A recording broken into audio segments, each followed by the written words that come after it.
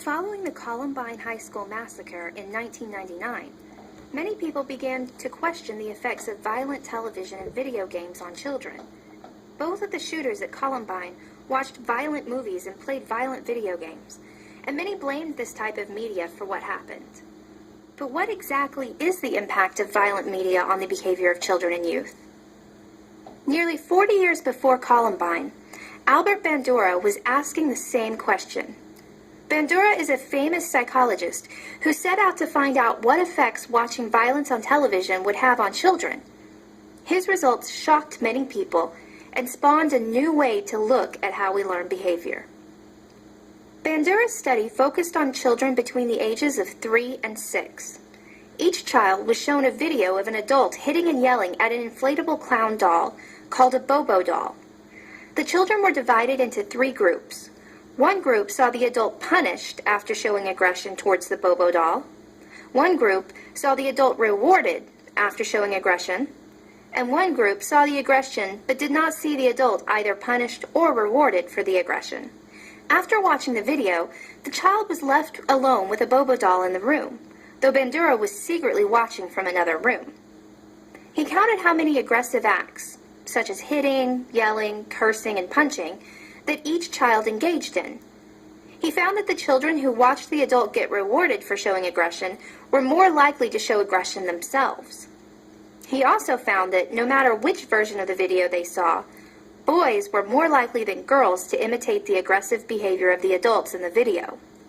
From this experiment, Bandura concluded that children learn behavior by watching the people around them. This is known as social learning theory. This makes sense to anyone who has ever been in the same room as a toddler. They imitate the speech and actions of the adults around them all the time. Before Bandura's Bobo doll experiment, scientists had studied how rewards and punishment affect learning, but they had not studied how observing others getting rewards and punishment teaches us how to behave. In other words, before Bandura, psychologists knew that getting in trouble for hitting someone would teach a child not to hit. But they hadn't yet shown that kids can learn the same lesson by seeing another kid get in trouble for hitting someone. Besides the development of social learning theory, the Bobo doll experiment had a profound impact on psychology and the world at large. Many people began to question the violence in movies and television and whether it could cause children to act more aggressively. For decades, politicians have been arguing over whether violent media should be allowed, and Bandura's study is almost always cited in these debates.